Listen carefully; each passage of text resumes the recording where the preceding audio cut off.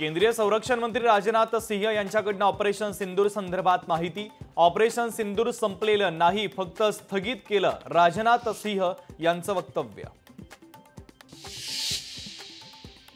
पहलगाम हल्ल्यातील 3 दहशतवाद्यांचा खात्मा। ऑपरेशन महादेवमध्ये 4 पैकी 3 दहशतवादी ठार।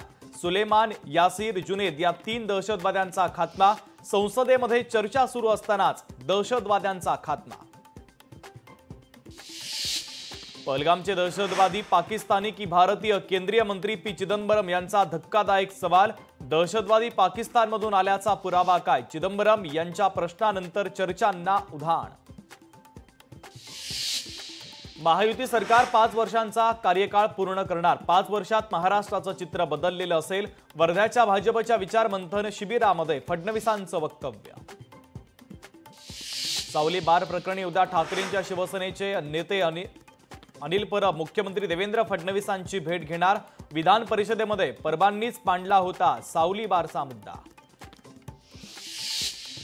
सिंधुदुर्गात महायुतीमध्ये तणाव असल्याची चर्चा। शिंदेंच्या शिवसेनेकडून भाजप पदाधिकाऱ्यांना पक्ष प्रवेशासाठी प्रलोभन।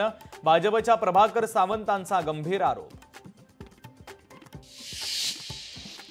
नाशिकमध्ये पुरोहितांच्या 2 गटामध्ये शाब्दिक चकमक। पुरोहित संघाच्या कार्यकारिणी फलकावरून वाद, तर पोलिसांच्या मध्यस्थीने तणाव निवळला।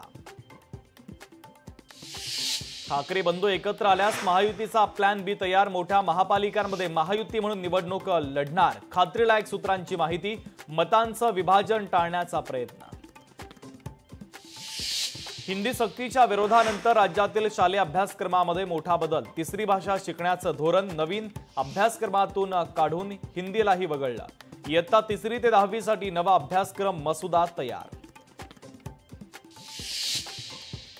शिवसेना चिन्हानी पक्षावर 20 ऑगस्टला सुप्रीम कोर्टात सुनावणी। सुनावणीच्या पार्श्वभूमीवर दोन्ही शिवसेनेचे नेते दिल्लीत वरिष्ठ वकिलांच्या भेटीला।